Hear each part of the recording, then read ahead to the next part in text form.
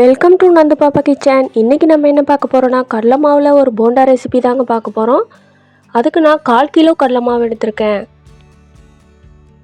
அதுக்கப்புறம் 1 ஸ்பூன் உப்பு சேர்த்துக்கலாம். 1/2 ஸ்பூன் சமையல் சோடா உப்பு சேர்த்துக்கலாம். மாவுக்கெல்லாம் போடுவோம்ல அந்த சோடா உப்பு. அதுக்கப்புறம் மிளகாத்தூள் 1 ஸ்பூன் சேர்த்துக்கலாம்.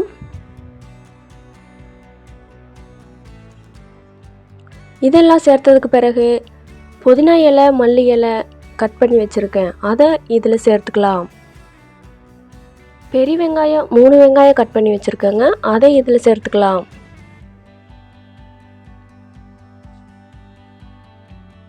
கருவேப்பிலை 3 கொத்து சேர்த்துக்கலாம்.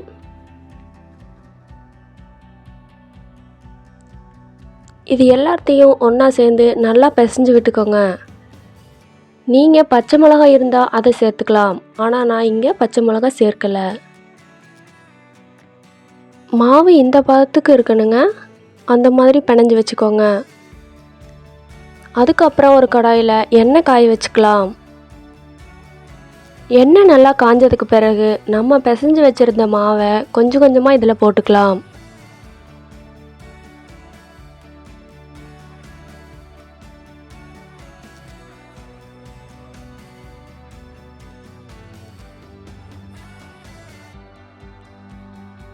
இதில் சேர்த்ததுக்கு பிறகு நல்லா 2 சைடு வேகிற மாதிரி நல்லா கிளறி விட்டுக்கோங்க.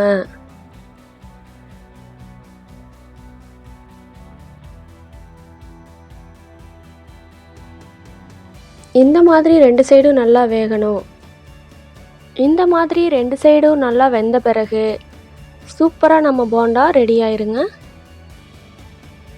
வீட்டுக்கு யாராவது திடீர்னு கெஸ்ட்டு வந்துட்டாங்கன்னா இந்த மாதிரி போண்டா ரெசிபி தான் அடிக்கடி செய்வாங்க. நீங்களும் ட்ரை பண்ணி பாருங்கள். இது போன்ற மேலும் வீடியோக்களுக்கு ஷேர் பண்ணுங்கள், கமெண்ட் பண்ணுங்கள். யாராவது சப்ஸ்கிரைப் பண்ணாமல் பார்த்துட்டு இருந்தீங்கன்னா சப்ஸ்கிரைப் பண்ணுங்கள்.